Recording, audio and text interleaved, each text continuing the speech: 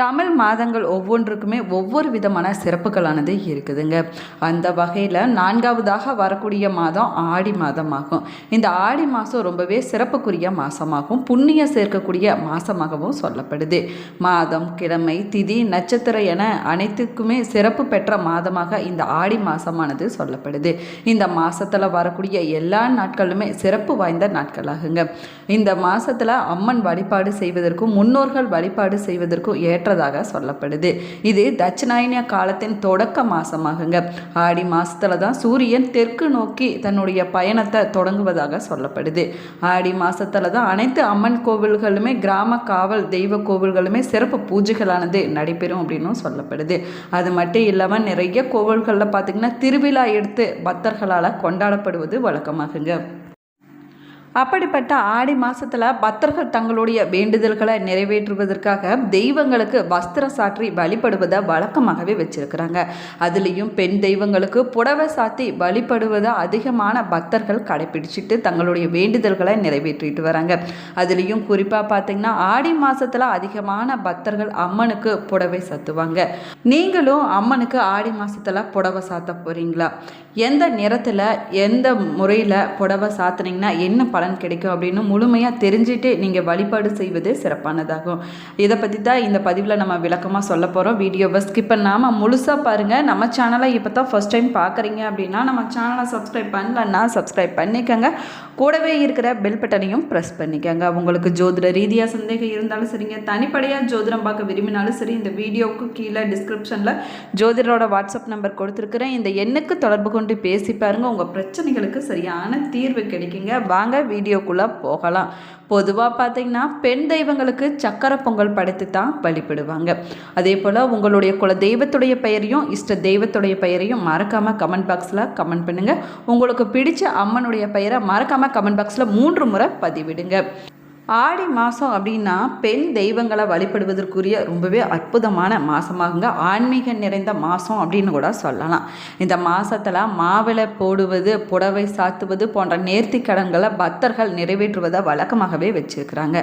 அதே போல் அம்மனுக்கு புடவை சாத்துவது என்பது ஆன்மீக ரீதியாக ரொம்பவே சக்தி வாய்ந்த நேர்த்தி கடனாக சொல்லப்படுதுங்க.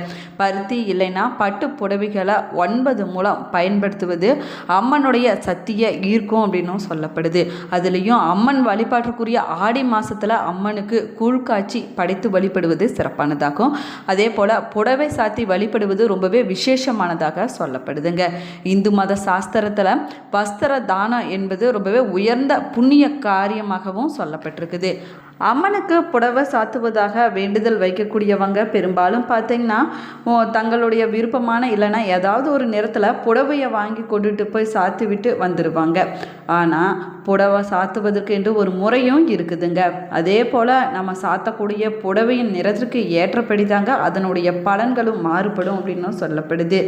எந்த வேண்டுதல்களுக்கு எந்த நிறத்தில் அம்மனுக்கு புடவையை சாத்தி வழிபட வேணும், எந்த முறையில் சாத்த வேணும் என்பதை பற்றி தெரிந்து கொண்டு சரியான முறையில் நீங்கள் அம்மனுக்கு புடவை சாத்துனீங்க அப்படின்னா அதற்குண்டான முழு பலனும் அம்மனுடைய அருளும் உங்களுக்கு பரிபூரணமாக கிடைக்கும் அப்படின்னும் சொல்லப்படுது. அம்மனுக்கு புடவையை சாத்தக்கூடிய சரியான முறை என்ன அப்படின்னு பார்க்கலாம் வாங்க. நிறைய பேர் பார்த்திங்கன்னா கடைகளில் புடவையை வாங்கிட்டு கொண்டு போய் அப்படியே கவரோடு அர்ச்சகரிடம் கொடுத்துருவாங்க. அம்மனுக்கு சாத்தும்படி சொல்லிடுவாங்க. இது ரொம்பவே தவறான செயலாகுங்க. அம்மனை வெறும் சிலையாகவோ ஏதோ கடமைக்கு வேண்டுதலை நிறைவேற்ற வேணும் என்பதற்காகவோ புடவையை வாங்கி கொடுக்கக்கூடாதுங்க. அம்மன் நித்திய சுமங்கலி, மங்கள வாழ்வை அளிக்கக்கூடிய கருணையே வடிவமான தாயாக போட்டப்படுறாங்க. அவங்களுக்கு உரிய மரியாதையுடன் நேர்த்தி கடனை நம்ம செலுத்துவது அம்மனுடைய மனதை குளிரச் செய்யும் அப்படின்னும் சொல்லப்படுதுங்க. அது மட்டும் இல்லாமல் நமக்கு அம்மனுடைய அருளானது பரிபூர்ணமாக கிடைக்கும் அப்படின்னும் சொல்லப்படுது. அம்மனுக்கு புடவையை சாத்தும் போது ஒரு தாம்பூலத்தில் புடவையும் ரவிக்கையும் வெற்றிலை பாக்கு, பூ, தேங்காய், பழம், மஞ்சள், குங்குமம் வைத்து அர்ச்சகரிடம் நம்ம கொடுக்க வேணும். அம்மனுக்கு அதை சாத்தும்படி நம்ம சொல்ல வேணுங்க. அம்மனுக்கு இன்னும் செய்ய வேணும் அப்படின்னு நினைக்கக்கூடியவங்க அரிசி, கண்ணாடி வளையல் போன்ற மங்கள பொருட்களை வைத்து கூட நீங்கள் சீர் செய்வது போல படைத்து நீங்கள் வழிபாடு செய்யலாங்க. இப்படி நம்ம முறையாக அம்மனுக்கு நம்ம புடவையை அணிவித்து வழிபாடு செஞ்சோம் அப்படின்னா அம்மனுடைய அருளானது நம்முடைய வாழ்க்கையில் பரிபூர்ணமாக நிறைந்திருக்கும் அப்படின்னும் சொல்லப்படுதுங்க. நம்ம அம்மனுக்கு புடவை சாத்தும் போது எந்த நிறத்தில் சாத்தனம்னா என்ன மாதிரியான பலன்கள் கிடைக்கும் அப்படின்னு பார்க்கலாம் வாங்க. மஞ்சள் நிறத்தில் புடவையை சாத்தி வழிபட்டோம்னா சுப காரியங்கள் நம்ம வீட்டில் சிறப்பாக நடைபெறும். நம்முடைய வேண்டுதல்கள் எதுவாக இருந்தாலும் சரிங்க நிச்சயமாக நடைபெறும் அப்படின்னும் சொல்லப்படுது. அதே போல் பச்சை புடவை சாத்தி வழிபட்டோம் அப்படின்னா வேலையானது கிடைக்குங்க, நல்ல கல்வியானது கிடைக்கும் அப்படின்னும் சொல்லப்படுதுங்க. அதே போல் ஆரஞ்சு நிறத்தில் இருக்கக்கூடிய புடவையை சாத்தி நம்ம வழிபட்டோம்னா உயர் பதவியானது கிடைக்கும் அப்படின்னும் சொல்லப்படுது.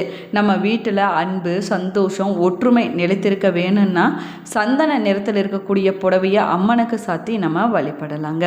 அதே போல் நம்ம வீட்டில் செல்வம் பெருக வேணும், வந்த செல்வம் நிலைத்து நிற்க வேணும், மாம்பழ நிறத்தில் இருக்கக்கூடிய புடவையை சாத்தி நம்ம வழிபடுவது சிறப்பானதாகும்.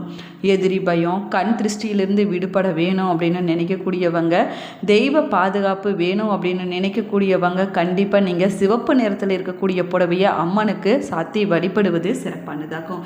இப்படி அம்மனுக்கு சாத்தி வழிபடுவதனால அம்மனுடைய அருளால் நமக்கு வரக்கூடிய அனைத்து பிரச்சனைகளும் விலகிவிடும் அப்படின்னும் சொல்லப்படுதுங்க. ஆடி மாதம் அப்படின்னு சொன்னாலே அம்மன் வழிபாட்டுக்கு உரிய மாதம் மட்டும் இல்லாமல் எல்லா தெய்வங்களையும் நம்ம வழிபடுவதற்கு ஏற்ற ஆன்மீக மாதமாகும். இது புண்ணிய பலன்கள் மற்றும் இல்லாமல் நம்ம வேண்டிய வரங்கள் அனைத்தையுமே பெற்றுக் கொடுக்கக்கூடிய அற்புதமான மாதம் இந்த ஆடி மாதம் தாங்க.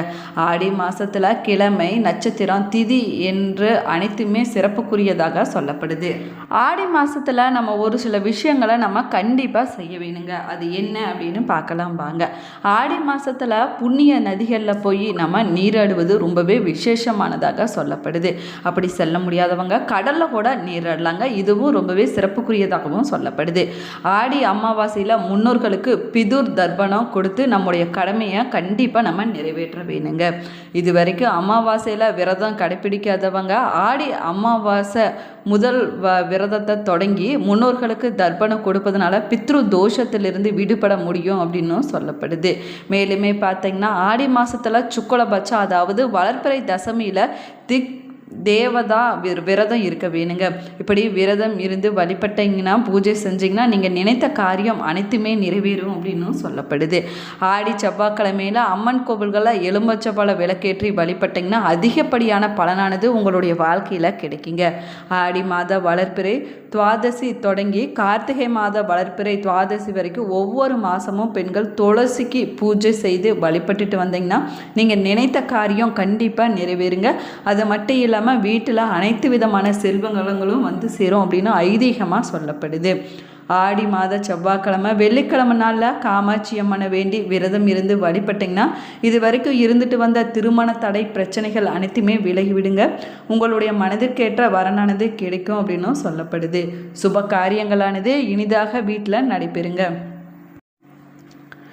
அதே போல் ஆடி மாதத்தில் மீனாட்சி அம்மனை வழிபட்டிங்கன்னா குடும்பத்தில் அமைதியானது இருக்கும் அப்படின்னு சொல்லப்படுது. அதே போல் ஆடி மாதம் அப்படின்னது மாரியம்மனை வழிபட்டிங்கன்னா கண் திருஷ்டி பிரச்சனைகளானது விலகி விடுங்க. இந்த மாதத்தில் ஏகாதேசியில் அன்னதானம் செய்திங்கன்னா சகல சௌபாகியங்களும் உங்களுக்கு கிடைக்கும் அப்படின்னு சொல்லப்படுது. ஆடி மாத ஏகாதேசி மற்றும் துவாதசி நாட்களில் அரச மரத்தை வலம் வந்து வழிபட்டோம்னா வாழ்க்கையில் மகிழ்ச்சியானது நிலைத்திருக்குமாங்க. ஆடி வெள்ளிக்கிழமையில் மகாலட்சுமியை வழிபட்டுட்டு வந்தோம்னா வீட்டில் லட்சுமி கடாட்சகமானது பரிபூர்ணமாக நிறைந்திருக்கும். அம்மனுக்கு கூழ் பால் பாயசம் சர்க்கரை பொங்கலை வைத்து இந்த ஆடி மாதத்தில் வழிபட்டு அம்மனை வீட்டுக்கு அழைத்து வழிபடுவது ரொம்பவே சிறப்பானதாகுங்க. அதே போல் இந்த மாதத்தில் பெண் குழந்தைகள் சுமங்கலி பெண்களை வீட்டுக்கு அழைத்து மங்கள பொருட்கள் தாம்பூலத்தை கொடுத்து நம்ம வழிபடுவது ரொம்பவே சிறப்புக்குரியதாகவும் சொல்லப்படுது. ஆடி பௌர்ணமியில் சிவபெருமானுக்கு திருட்டுப்பால் அபிஷேகம் செஞ்சு மூங்கில் அரிசி பாயாசம் படைத்து வழிபட்டோம்னா சிவபெருமானுடைய அருளானது பரிபூர்ணமாக கிடைக்குங்க. நமக்கு இருந்துட்டு வந்த பிரச்சனைகள் அனைத்துமே விலகிவிடும். எதிரிகளால் ஏற்படக்கூடிய தொல்லைகள் அனைத்துமே விலகிவிடுங்க. பகை பிரச்சனைகள் அனைத்துமே விலகிவிடும் அப்படின்னும் சொல்லப்படுது. ஆடி மாதம் அம்மனை வழிபடுவதற்கு சிறப்பான மாதமாகுங்க. இந்த மாதத்தில் நம்ம செய்யக்கூடிய ஒவ்வொரு வழிபாடும் பார்த்தீங்கன்னா நம்முடைய வாழ்க்கையில் அதிகப்படியான பலன்களை பெற்றுக் கொடுக்கும் அப்படின்னு சொல்லப்படுது. இந்த பதிவில் அம்மனுக்கு ஆடி மாதத்தில் எந்த புடவையை சாத்தி வழிபட்டோம்னா என்ன மாதிரியான பலன்கள் கிடைக்கும், ஆடி மாதத்தில் நம்ம செய்ய வேண்டிய விஷயங்கள் என்ன, ஆடி மாதத்தில் நம்ம எப்படி வழிபட வேணும் அப்படின்னு விரிவாக சொல்லியிருக்கிறேன். வீடியோவை ஸ்கிப் பண்ணாமல் முழுசாக பாருங்கள். நம்ம சேனலை இப்போ தான் ஃபர்ஸ்ட் டைம் பார்க்குறீங்க அப்படின்னா நம்ம சேனலை சப்ஸ்கிரைப் பண்ணலைன்னா சப்ஸ்கிரைப் பண்ணிக்கோங்க. கூடவே இருக்கிற பெல் பட்டனையும் ப்ரெஸ் பண்ணிக்கோங்க. நீங்களும் ஆடி மாதத்தில் அம்மன் வழிபாடு செய்யக்கூடியவங்களாக இருந்தீங்கன்னா மறக்காமல் உங்களுடைய கருத்துக்களை கமெண்ட் பாக்ஸில் கமெண்ட் பண்ணுங்கள். Thank you friends.